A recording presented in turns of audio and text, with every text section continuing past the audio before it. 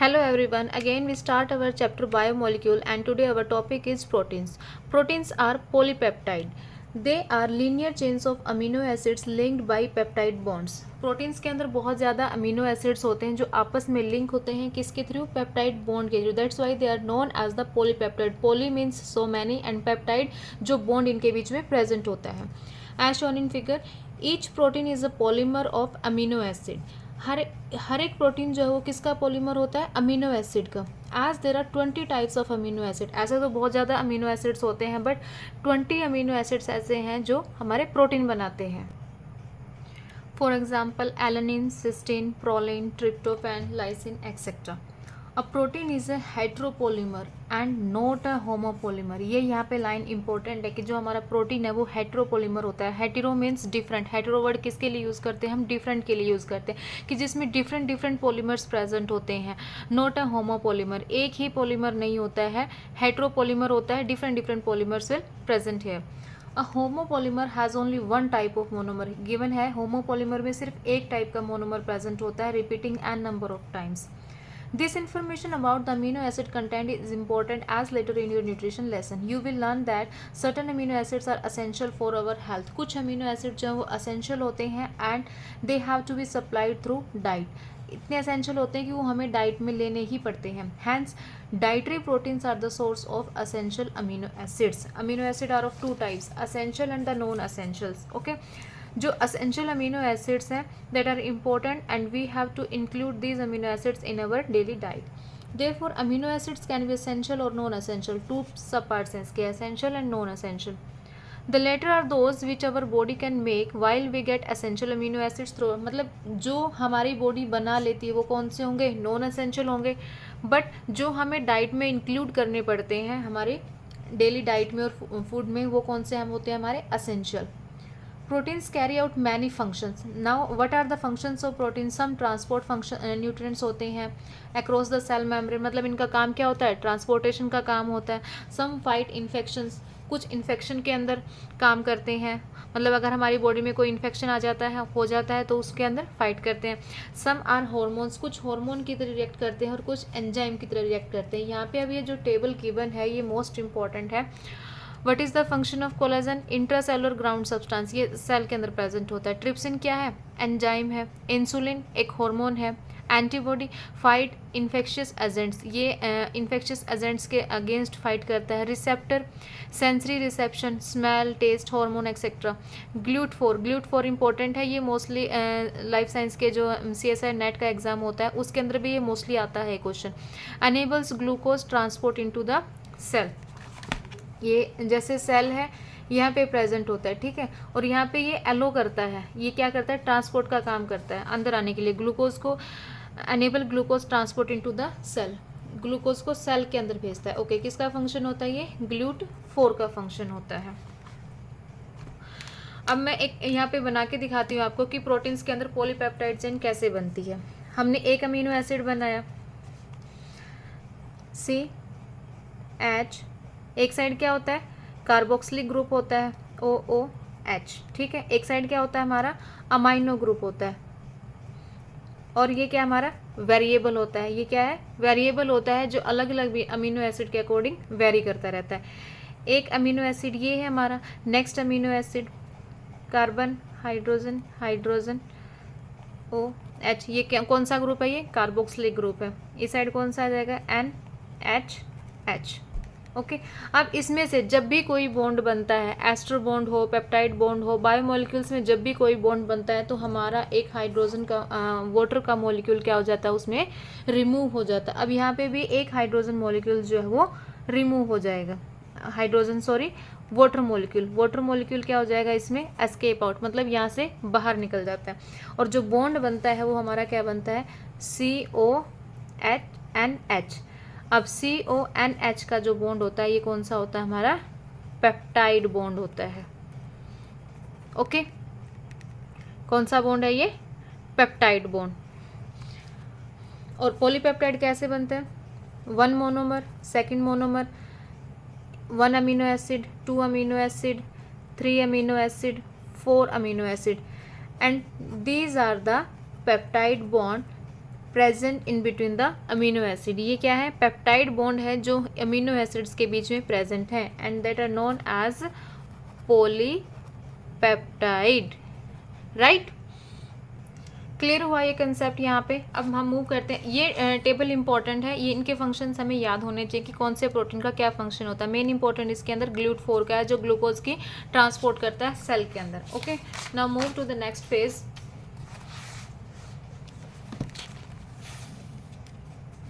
Collagen is the most abundant protein in animal world. ये भी important line है यहाँ पे। Collagen is the most abundant protein in the animal world and ribulose bisphosphate carboxylase oxygenase means RuBisCO is the most abundant protein in the whole of the biosphere. अगर whole of the biosphere की बात हो रही है और उसमें पूछा जा रहा है कि आपका मोस्ट अबंडेंट प्रोटीन कौन सा है, then your answer will be RuBisCO. But if the talk is about the animal world then your answer is the collagen. Okay, ये इंपॉर्टेंट क्वेश्चन है।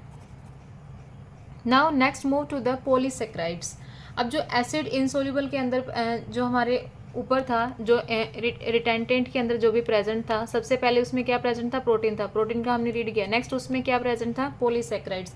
पॉलीसेक्राइड्स क्या होते हैं? कार्बोहाइड्रेट्स। सेक्राइड होता है carbohydrate, sugar.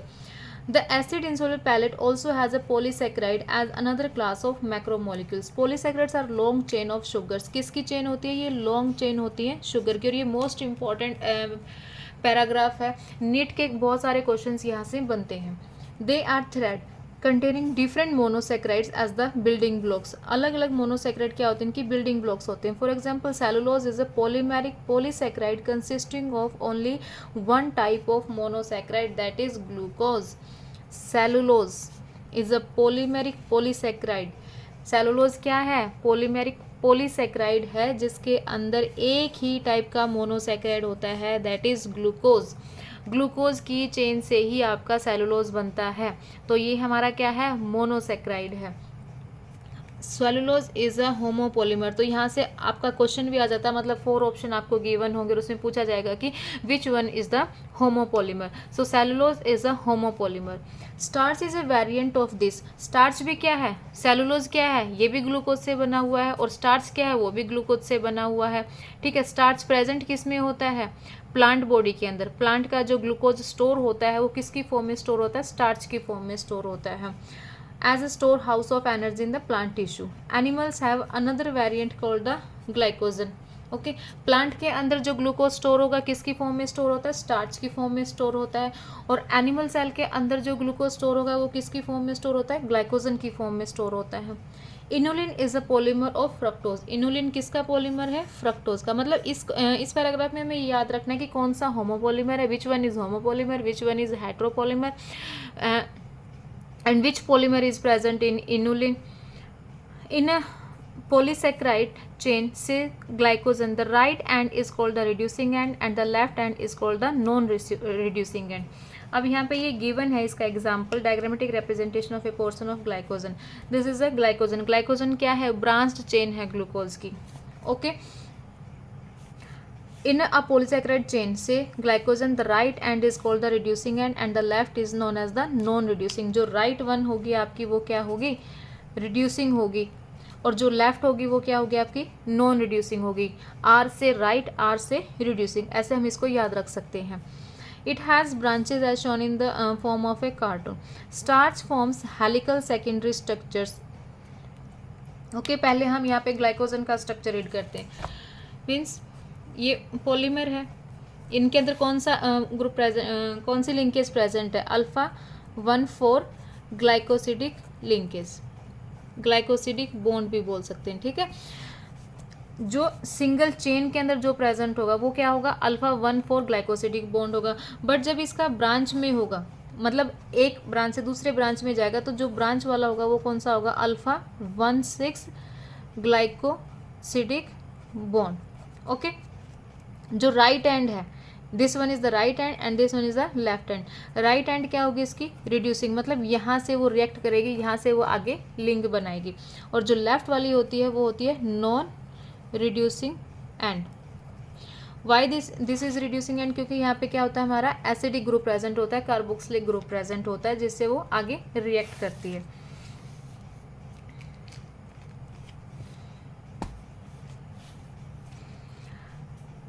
It has branches as shown in the form of cartoon. It has branches में होता है अल्फा 1,6 बॉन्ड, 1,6 ग्लाइकोसिडिक बॉन्ड. ये याद रखना है कि ग्लाइकोजिन की जो ब्रांच होती है उसके अंदर कौन सा बॉन्ड प्रेजेंट होता है, अल्फा 1,6 ग्लाइकोसिडिक बॉन्ड. और जो लीनियर चेन के अंदर प्रेजेंट होगा वो कौन सा होगा, हमारा alpha 1,4 glycosidic bond. Right is the reducing and the left side is the non reducing and.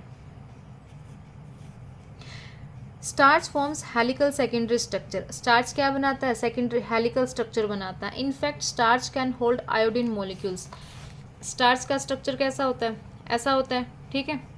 अब इनके बीच में क्या है, स्टार्च में आयोडीन मॉलिक्यूल होता है, आयोडीन मॉलिक्यूल होता है. और इसी आयोडीन मॉलिक्यूल की वजह से जो स्टार्च है वो हमारा क्या कलर देता है, ब्लू कलर देता है. अब पोटैटो को अगर हम थोड़ी देर छोड़ देते हैं छील के तो उसका कलर कैसा हो जाता है, ब्लू कलर हो जाता है, because of the presence of starch.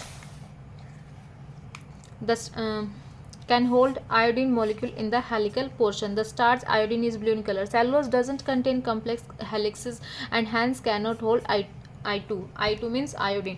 Cellulose के अंदर कोई कॉम्प्लेक्स स्ट्रक्चर नहीं होता, उसके अंदर एक लीनियर स्ट्रक्चर होता है ग्लूकोज का. दैट्स वाई उसके अंदर कोई भी आयोडीन होल्ड वो नहीं कर सकता है. राइट, क्लियर हुआ. Polysaccharide is a long chain of sugar. और इसके अंदर हमें याद रखना है कि सेलुलोज जो है वो होमोपोलीमर होता है. Starch is the storage sugar of plant, glycogen is the storage sugar of animal, and inulin is the polymer of fructose, right. And what are the bonds present in glycogen? In linear chain alpha 1,4 glycosidic bond and in branching alpha 1,6. एक glucose का structure भी बना के मैं यहाँ दिखाती हूँ glucose का स्ट्रक्चर कैसा होता है, ठीक है. HOH OH H OH HOH H CH2 OH. This is alpha glucose. Y this is alpha glucose, इसको मैंने अल्फा ग्लूकोज किस लिए बोला है, क्योंकि इसका जो बॉन्ड है ये क्या है, नीचे की तरफ है. अगर यही OH इसका अगर ये फंक्शनल ग्रुप ऊपर की तरफ होता तो ये क्या बन जाता, beta glucose. OH functional group अगर डाउनवर्ड है तो हमारा क्या होगा, अल्फा ग्लूकोज होगा. और अगर OH फंक्शनल ग्रुप अगर हमारा अप है, ऊपर है, तो वो कौन सा हो जाता है, हमारा बीटा ग्लूकोज. ये दो फॉर्म होती हैं, anomeric form. Clear. Now plant cell walls are made of cellulose. जो प्लांट सेल वॉल है किसकी बनी हुई होती है, सेलुलोज की बनी हुई होती है. Paper made from plant pulp and cotton fibre is cellulosic. यहाँ से भी क्वेश्चन अराइज हो जाता है कि पेपर जो है और जो कॉटन जो है वो किसका बना हुआ होता है, सेलुलोजिक का. और सेलुलोज क्या एक होमोपोलीमर है.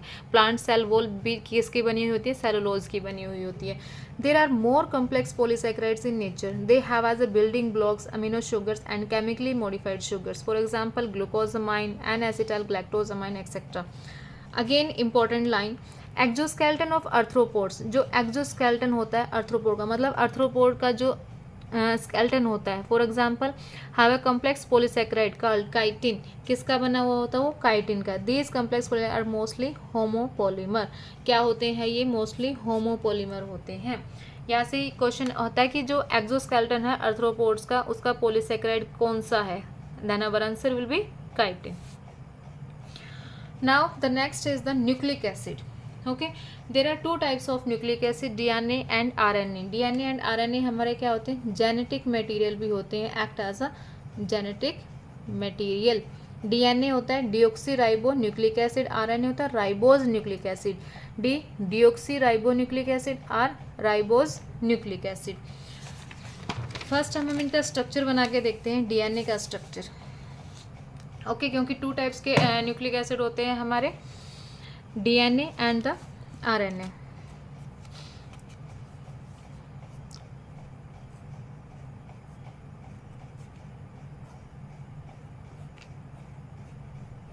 ओके, पेंटोज शुगर होती हैं दोनों. OH H H H H OH H CH2 OH. Okay, ये क्या है हमारा DNA, deoxy ribo nucleic acid. Next is RNA, OH H H OH H H CH2OH। अब यहाँ पे हमने डिफरेंस देखना है कि RNA और DNA में डिफरेंस क्या है, और डिफरेंस कौन से कार्बन पर होता है, कार्बन 1 2 3 4 5, 1 2 3 4 5, ओके, कार्बन 2 पर, ठीक है। ये भी क्वेश्चन अराइज होता है, यहाँ से ये भी क्वेश्चन बनता है कि व्हाट इज़ द डिफरेंस, मतलब दोनों में जो डिफरेंस होता है डीएनए और आरएनए का स्ट्रक्चर क्या है, दोनों का सेम ही है, पेंटासाइक्लिक रिंग बनी हुई 5 कार्बन होते हैं, बट मेन डिफरेंस कहाँ पर आता है, जो फंक्शनल ग्रुप होता है आरएनए में वो चेंज होता है कार्बन 2 पर। कहाँ चेंज होता है, कार्बन 2 पर, ठीक है। डीएनए में एच होता है और फंक्शनल ग्रुप जो आरएनए में चेंज हो जाता है वो कहाँ होता है, कार्बन नंबर 2 पर। ये याद रखना है कि जो चेंजमेंट होती है वो कौन से कार्बन पर होती है, कार्बन 2 पर। डीएनए जो है वो हम सभी में डीएनए प्रेजेंट होता है, बट आरएनए जो है वो मोस्टली हम में प्रेजेंट नहीं होता। जो वायरसेस हैं, बैक्टीरिया, उनके अंदर RNA as a genetic material वहाँ पे हमें देखने को मिलता है। Now the other type of macromolecule that one would find in the acid insoluble fraction. अब हमने प्रोटीन रीड कर चुके हैं, हम पॉलीसैकेराइड रीड कर चुके हैं। Next is the nucleic acid that will found in the insoluble fraction of any living tissue. Together with polysaccharides and polypeptides, these comprise the true macromolecular fraction of any living tissue or cell. For nucleic acid, the building block is a nucleotide. Nucleic acid के लिए जो building block होगी वो क्या होगी, हमारी nucleotide होगी। Nucleoside and nucleotide, nucleotide के अंदर क्या प्रेजेंट था, हमारा फॉस्फेट ग्रुप था।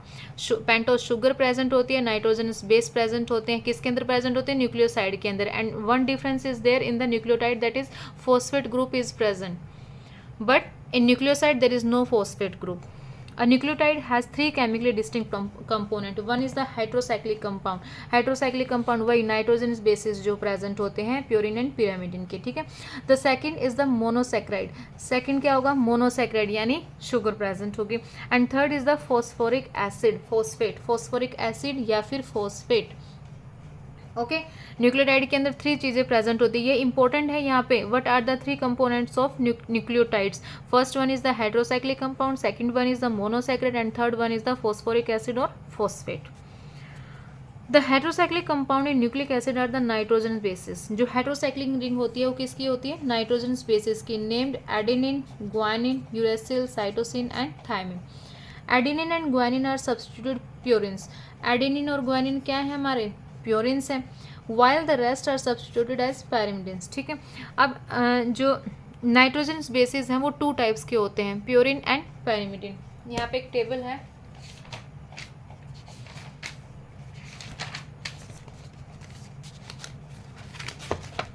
लुक है, this is the table.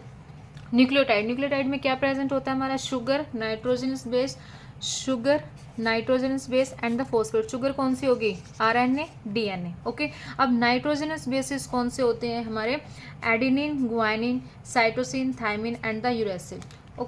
And adenine and guanine are the purines, ये क्या होते हैं, purines, and the rest are the pyrimidines. अगर इनके अंदर न्यूक्लियोटाइड यानी फॉस्फेट ग्रुप अगर हमारा प्रेजेंट नहीं होता है प्योरिन्स में, then adenine is known as the adenosine, guanine is known as the guanosine. But if a phosphate group is present, then adenine is known as the adenylate acid, guanine is known as the guanylate acid, cytosine cytidylate acid, thymine thymidylate acid and the uracil uridylic acid. Okay, now the question is what are the functions of nucleotide. Nucleotide के functions क्या क्या हैं, first of all it form the nucleic acid, ये क्या बनाता है, हमारा nucleic acid बनाता है। सेकंड एटीपी, जहाँ से हमें एनर्जी मिलती है। What is the full form of ATP, adenosine triphosphate. What is the full form of ATP, adenosine triphosphate. And the third is cAMP, cell signalling, ये सिग्नलिंग के अंदर होता है, cell signalling, okay. Cyclic adenosine monophosphate and vitamins, जो vitamin B होते हैं, जो vitamin B होते हैं उनको बनाते हैं। सो 4 फंक्शंस हैं न्यूक्लियोटाइड के, form the nucleic acid, form the ATP and work in the functioning of camp cycle and in the formation of vitamins. Clear. The skeletal hydrocyclic ring is called a purine and pyrimidine respectively. The sugar found in the polynucleotide is either ribose, जो polynucleotide में sugar मिलेगी वो या तो हमें ribose मिलेगी यानी RNA मिलेगी, और 2-डीऑक्सीराइबोज आ गया ना। यहाँ पे 2 किस लिए लिखा है, क्योंकि यहाँ पे कार्बन 2 के ऊपर चेंजमेंट होती है इनके स्ट्रक्चर में, दैट्स वाई 2 इज रिटन है। और nucleic acid containing deoxyribose is known as जिसके अंदर डिऑक्सीराइबोज होगा वो हमारा डीएनए होगा, यानी डिऑक्सीराइबो न्यूक्लिक एसिड होगा। And that which contain the ribose, और जिसके अंदर राइबोज होगा वो हमारा क्या होगा, राइबो न्यूक्लिक एसिड। सो अभी हम एक न्यूक्लिक एसिड का स्ट्रक्चर बना के देखते हैं क्या क्या 3 कंपोनेंट्स प्रेजेंट होते हैं इसके अंदर, ठीक है। First one is the nitrogenous base, one is a heterocyclic compound, heterocyclic compound यानी कि प्योरिन या पैरिमिडिन।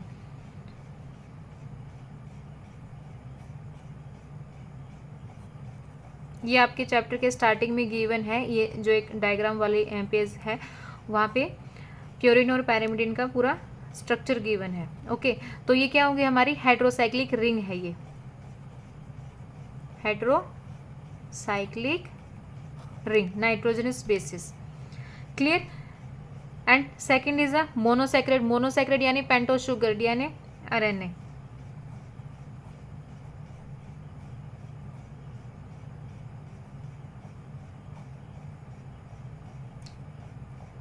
OH OH।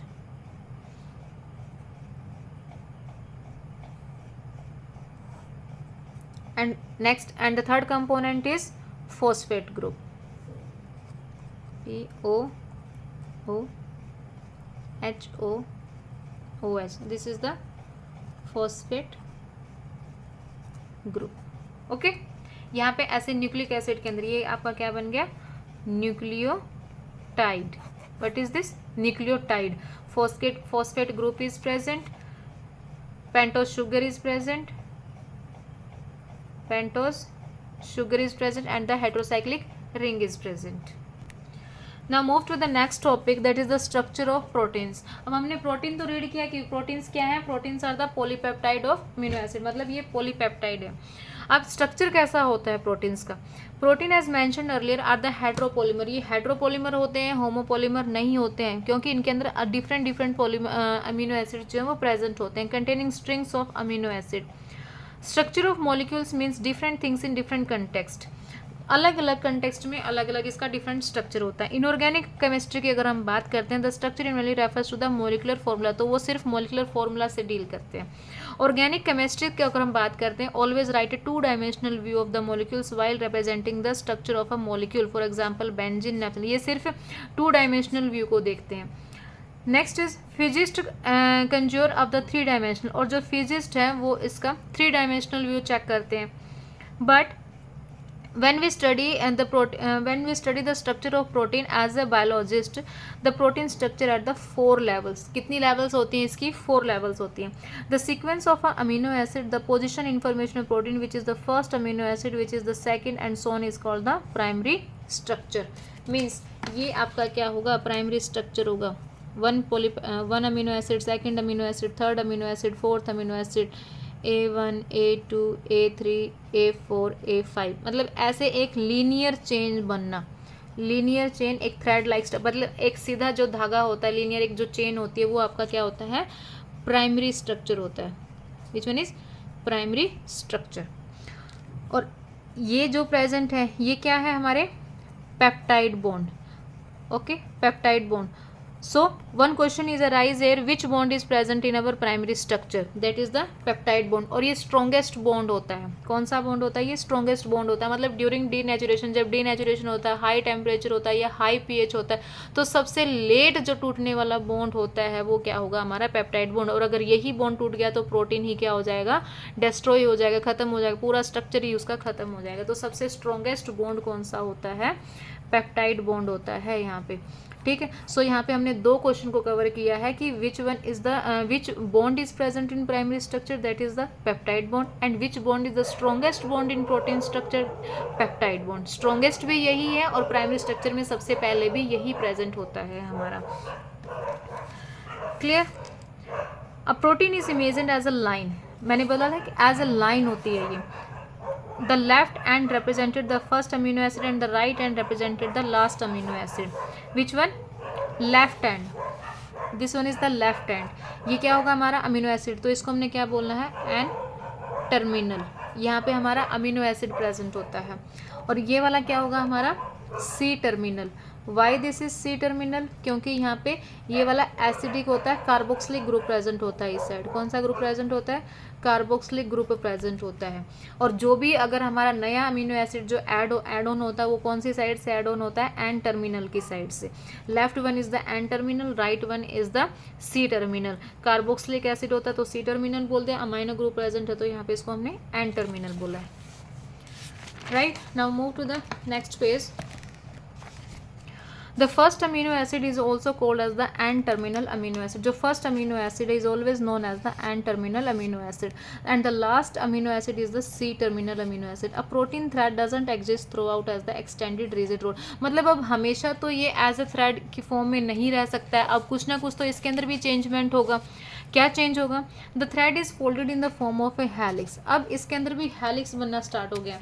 मीन्स ये पहले ये लाइन थी ऐसे, अमीनो एसिड है, बट इनके अंदर अब चेंजमेंट होना स्टार्ट हो गया, तो इसके अंदर भी कहीं कहीं कोइलिंग हो जाती है, फिर स्ट्रेट हो जाते हैं, फिर कोइलिंग हो जाती है। तो जहाँ पर ये कोइलिंग होती है वहाँ पर क्या प्रेजेंट हो जा, वो वाला बॉन्ड अब किस में कन्वर्ट हो जाता है हमारा, सॉरी वो वाला स्ट्रक्चर किस में कन्वर्ट हो जाता है? That is the secondary structure. Of course, only some proteins of the protein thread are arranged in the form helix. In proteins, only right-handed helix are observed. Proteins के अंदर सिर्फ राइट हैंडेड हेलिक्स को ही observe किया गया है। Okay, left handed को observe नहीं किया है, सिर्फ राइट हैंडेड को ऑब्जर्व किया है। ये लाइन यहाँ पे इंपॉर्टेंट है। Other reasons of the protein thread are folded into other forms in what is called the secondary structure. In addition the long protein is also folded upon itself. अब यहाँ पे हम साथ के साथ इसके डायग्राम देखते चलेंगे। In figure 9.3 various levels of protein structure. This is the primary structure. N terminal है, सी टर्मिनल है, बिकॉज यहाँ पे कार्बोक्सिलिक ग्रुप प्रेजेंट होता है, ये लास्ट अमीनो एसिड होता है, ये फर्स्ट अमीनो एसिड। अगर कोई नया भी ऐड होगा तो वो एन टर्मिनल की साइड से ही ऐड होगा। नाउ अब इसके अंदर भी मॉडिफिकेशन होती है, कोइलिंग होती है, बेंडिंग होती है, उसके बाद सेकेंडरी स्ट्रक्चर आता है। अब सेकेंडरी स्ट्रक्चर के टू टाइप्स आते हैं, alpha helix and the beta pleated sheet. Alpha helix मतलब ऐसे ऐसे स्ट्रक्चर है, ये वाला स्ट्रक्चर है, ठीक है, ये क्या हो गया हमारा अल्फा हेलिक्स स्ट्रक्चर। सेकेंड इसने क्या बताया? Beta pleated sheet. Pleated sheet ऐसे, ये वाले क्या हो गया हमारा? प्लेटेड शीट,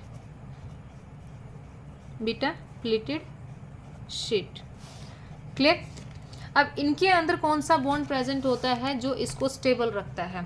फर्स्ट में क्या था? प्राइमरी स्ट्रक्चर में कौन सा बॉन्ड प्रेजेंट था हमारा? पेप्टाइड बॉन्ड प्रेजेंट था। सेकेंडरी स्ट्रक्चर में कौन सा बॉन्ड प्रेजेंट हो गया अब हमारा? Hydrogen bond. कौन सा बॉन्ड आता है अब यहाँ पे हमारा? हाइड्रोजन बॉन्ड प्रेजेंट होता है, ठीक है। और अल्फा हेलिक्स किस में प्रेजेंट होता है? ये कैरेटिन के अंदर, जो हमारे बालों में कैरेटिन प्रेजेंट होता है प्रोटीन, उसके अंदर ये वाला स्ट्रक्चर जो हमें देखने को मिलता है। Now, in addition, the long protein chain is also folded upon itself like a hollow woven ball. Means पहले ये एक सिंगल लीनियर स्ट्रक्चर था, अब जब इसके अंदर कोयलिंग स्टार्ट हो जाती है तो सेकेंडरी स्ट्रक्चर बन जाता है। जब बहुत ज़्यादा एक्सट्रीम में कोयलिंग हो जाती है तो वो एक वूलन की बॉल की तरह हो जाता है, ठीक है। और जब वो वूलन की बॉल की फॉर्म ले लेता है तो वो कौन सा स्ट्रक्चर हो जाएगा हमारा? Tertiary structure. This gives us a 3 dimensional view of protein, और इसी से हमें 3 डायमेंशनल व्यू जो है वो प्रोटीन का यहाँ से हमें मिलता है। Tertiary structure is absolutely necessary for the many biological activities of the protein. यहाँ पे लाइन इंपॉर्टेंट है कि बहुत सारे जो बायोलॉजिकल एक्टिविटीज़ होती हैं, जो बायोलॉजिकल फंक्शंस होते हैं हमारी बॉडी के, वो कौन सा स्ट्रक्चर रोल प्ले करता है उसके अंदर? Tertiary structure. ओके, एक मायोग्लोबिन है, मायोग्लोबिन में कौन सा स्ट्रक्चर प्रेजेंट होता है? टर्शरी स्ट्रक्चर प्रेजेंट होता है। क्लियर? टर्शरी स्ट्रक्चर में हमें क्या क्या होता है यहाँ पे? ट्विस्टिंग, ट्विस्टिंग से बैंडिंग एंड कोइलिंग। हमें कौन सा स्ट्रक्चर देता है ये? Tertiary structure. Okay, biological functions भी इसके अंदर प्रेजेंट होते हैं, मतलब प्रोवाइड फंक्शनल प्रॉपर्टीज़ भी होती हैं इसके अंदर, कुछ फंक्शनल प्रॉपर्टीज़ होती हैं। ये मेन पॉइंट्स हैं इसके टर्शरी स्ट्रक्चर के। मायोग्लोबिन में कौन सा स्ट्रक्चर प्रेजेंट होता है? मायोग्लोबिन टर्शरी स्ट्रक्चर प्रेजेंट होता है। ओके, और जब डीनेचुरेशन होता है, एक टर्म मैंने यहाँ पे बताई है, डी नेचुरेशन। डीनेचुरेशन मीन्स जब हम प्रोटीन को हाई टेम्परेचर के ऊपर हीट करते हैं या उसका पीएच ज़्यादा हो जाता है तो उसकी वजह से उसका जो स्ट्रक्चर है वो टूटना स्टार्ट होता है। ठीक है, तो सबसे पहले जो स्ट्रक्चर उसका ब्रेक डाउन होगा वो हमारा टर्शरी स्ट्रक्चर जो है वो कम्प्लीटली डिस्ट्रॉय हो जाता है एट हाई पीएच और हाई टेम्परेचर पे। जो टर्शरी स्ट्रक्चर है वो क्या हो जाएगा, डिस्ट्रॉय हो जाता है। अब इसके अंदर कौन कौन से बॉन्ड प्रेजेंट है, मेन टर्शरी स्ट्रक्चर के अंदर कौन कौन से मेन बॉन्ड प्रेजेंट है, ये आप साथ के साथ नोट करते रहिएगा, क्योंकि मेनली जो क्वेश्चन यहाँ से अराइज होता है वो प्रोटीन के स्ट्रक्चर के बॉन्ड से आता है कि कौन सा बॉन्ड कब और कहाँ प्रेजेंट होता है। ओके, इसके अंदर जो सबसे पहला बॉन्ड प्रेजेंट होता है वो आयन, और इसको हम इलेक्ट्रोस्टैटिक बॉन्ड भी बोलते हैं, इलेक्ट्रोस्टैटिक बॉन्ड। पहला बॉन्ड ये है। सेकंड कौन सा होता है, इसके अंदर हाइड्रोजन बॉन्ड भी प्रेजेंट होता है। Third van der Waals force of attraction, van der Waals force of attraction, ये वाला बॉन्ड भी इसमें प्रेजेंट होता है। कोवलेंट बॉन्ड भी प्रेजेंट होता है जिसको हम बोलते हैं डाई सल्फाइड बॉन्ड, ये कोवलेंट बॉन्ड है, डाई सल्फाइड बॉन्ड। ओके, और एक होता है वीक बॉन्ड जो होता है hydrophobic bond, hydrophobic bond. Okay, right, so these 5 bonds are present in our tertiary structure. Now move to the NCERT lines. Some proteins are an assembly of more than one polypeptide or subunits. The manner in which these individual folded polypeptides or subunits are arranged with respect to each other means ये जो है ये हमारा क्या हो गया, tertiary structure हो गया। ठीक है, बट जब ये सारी कोयलिंग एक से ज़्यादा कोयलिंग हो जाती है, मीन्स आगे पीछे ऐसे ऐसे अरेंज हो जाता है, तो वो किस में कन्वर्ट हो जाता है, अब क्वाटरनरी, मतलब quaternary structure, fourth level of structure के अंदर चला जाता है ये। Spheres arranged one upon each other means ये स्फीयर होते हैं और एक दूसरे के ऊपर ऐसे अरेंज होना स्टार्ट हो जाते हैं। In the form of a cube or plate, etc. is the architecture of a protein, otherwise called the quaternary structure of a protein. Adult human और इसका एग्जाम्पल क्या आता है, अब हीमोग्लोबिन। जो अडल्ट हीमोग्लोबिन है वो किसका स्ट्रक्चर होता है, क्वाटरनरी का, और क्वाटरनरी स्ट्रक्चर का। और मायोग्लोबिन किसका होता है, हमारा टर्शरी स्ट्रक्चर का। हीमोग्लोबिन क्वाटरनरी स्ट्रक्चर का एग्जाम्पल होता है और मायोग्लोबिन किसका एग्जाम्पल होता है, टर्शरी स्ट्रक्चर का एग्जाम्पल होता है। Adult human haemoglobin consist of 4 सब यूनिट्स, इसके अंदर 4 सब यूनिट्स होती हैं हमारी। 2 of these are identical to each other, hence 2 सब यूनिट्स ऑफ अल्फा एंड 2 सब यूनिट्स ऑफ बीटा। 4 सब यूनिट्स होती हैं, इसके अंदर 2 अल्फा होती हैं, 2 बीटा होती हैं, and together constitute the human haemoglobin. Clear, ये ऐसे होता है। ठीक है,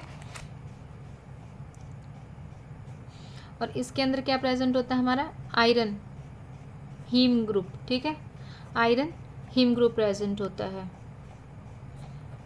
ये बीटा 2 बीटा चेन होती हैं और 2 अल्फा चेन होती है। मीन्स अगर हम इसको 3D में देखते हैं ना तो उसमें हमें ज़्यादा क्लियर दिखता है, beta chain and the alpha chain, 2 सब units of alpha chain and 2 सब यूनिट्स ऑफ बीटा चेन। 4 सब यूनिट्स होती है हमारा। जब हम इसको डिटेल में पढ़ेंगे तो और ज़्यादा इसको हम क्लियर आउट कर पाएंगे, बट अभी इसके अंदर इतना ही गिवन है कि हीमोग्लोबिन में 4 सब यूनिट्स होती हैं, 2 अल्फा एंड द 2 बीटा, और एक आयरन पिगमेंट प्रेजेंट इसके अंदर प्रेजेंट होता है। राइट, सो मोस्ट इंपॉर्टेंट जो इसके अंदर हमने याद रखना है कि कौन कौन से बॉन्ड, कौन से स्ट्रक्चर में कौन सा बॉन्ड प्रेजेंट होता है। पेप्टाइड बॉन्ड तो सभी में प्रेजेंट होता है, primary, secondary, tertiary and the quaternary, चारों लेवल के अंदर हमारा पेप्टाइड बॉन्ड चलता है, और पेप्टाइड बॉन्ड ही सबसे ज़्यादा स्ट्रॉन्गेस्ट होता है। प्राइमरी बॉन्ड में only peptide bond is present and this is the strongest and the first bond is present in our prime structure. Secondary में कौन सा बॉन्ड प्रेजेंट होता है, हाइड्रोजन बॉन्ड प्रेजेंट होता है। एंड देन टर्शरी में कितने बॉन्ड प्रेजेंट होते हैं, 5 बॉन्ड्स प्रेजेंट होते हैं। इलेक्ट्रोस्टैटिक बॉन्ड होता है, हाइड्रोजन बॉन्ड होता है, वंडरवॉल फोर्स ऑफ अट्रैक्शन होती है, डाइसल्फाइड बॉन्ड होता है, एंड हाइड्रोफोबिक बॉन्ड होता है। डीनेचुरेशन में भी हमारा कौन सा टर्शरी बॉन्ड ही जो है वो ब्रेक डाउन हो जाता है, जिससे हमारा प्रोटीन जो है वो टूटना स्टार्ट कर देता है। मतलब अगर हमें प्रोटीन की स्टडी करनी है कि इसमें क्या क्या प्रेजेंट होता है, तो वो टर्शरी स्ट्रक्चर में हम उसको ब्रेक डाउन करके डीनेचुरेशन करके ही हम उस चीज़ को ऑब्जर्व करते हैं। मायोग्लोबिन में टर्शरी स्ट्रक्चर प्रेजेंट होता है, एंड हीमोग्लोबिन में कौन सा स्ट्रक्चर प्रेजेंट होता है, हमारा quaternary structure. So this is all about our protein. This is structure, their bond. Today we complete biomolecule chapter up to structure of protein, right?